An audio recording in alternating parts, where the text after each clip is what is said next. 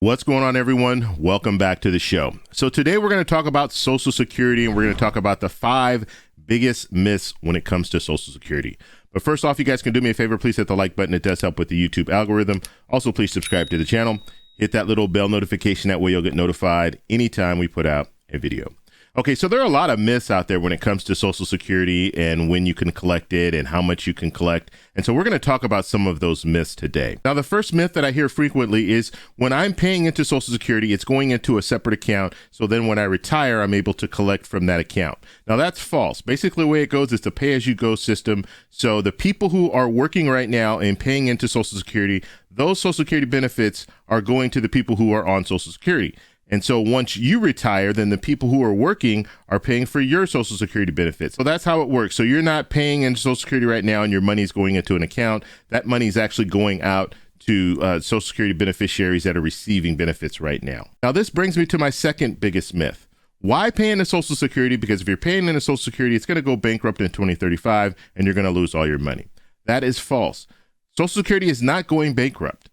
The trust fund might be exhausted, but Social Security as a whole will not go bankrupt. So basically, let me explain what I'm saying here. So currently, the trust fund is paying for about 20% of Social Security benefits. So in 2035, if it's exhausted, if it's no longer, if they don't have this trust fund anymore, then that will mean the recipients will be receiving about 80% instead of 100% of Social Security benefits. Now, what they're talking about right now, you have politicians that are out there talking about they need to revamp Social Security. They've been talking about this for several years. Let's hope that they start working on something because they need to make some changes to Social Security. And if they're able to make these changes, then Social Security beneficiaries will see no change as far as they're not going to get that reduction of 20%. They will still be able to receive their full 100%. Now, another myth that I hear often is if I collect at 62, let's say you collect your partial benefit at 62, when I reach 67, the full benefit age, then I will get the full benefit.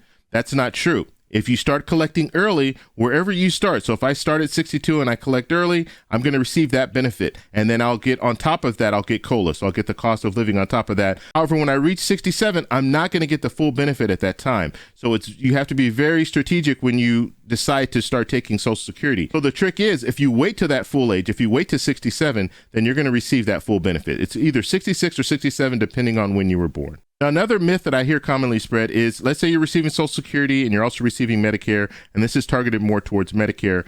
If I receive Medicare, it's going to cover my health expenses, all of my health expenses. That is not true. It doesn't cover dental, it doesn't cover hearing, it doesn't cover vision. So those things you're going to have to pay on your own.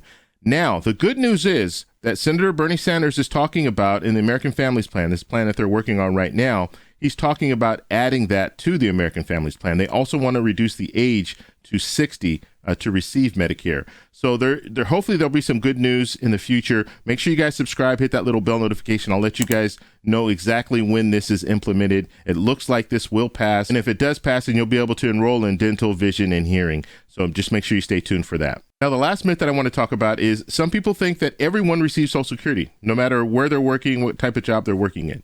That is not true. Some jobs have pensions. And if you have a pension, you're not paying into Social Security. You're actually paying into the pension. So if you're paying into a pension, when you retire, that's what you'll receive. You might not qualify for Social Security. In order to qualify for Social Security, you have to work 10 years. If you haven't worked those 10 years, you're not going to qualify for any Social Security. So those are the 5 biggest myths that I've heard about Social Security. Now, make sure you do your research when it comes to when you decide to take Social Security, because it's very, very important. If you take it too early, you might miss out on a lot of money. So you might want to talk to a financial advisor so they can kind of lead you in the right direction when it comes to receiving Social Security. But it's a big step. Social Security is there to supplement your retirement. So hopefully you have some other retirement plans in place, but that's the reason why you want to talk to a financial advisor about that. Now, if you have any questions, post them down below. If you like this video, please give me a thumbs up. Please subscribe for more, and I'll talk to you in the next one. Bye.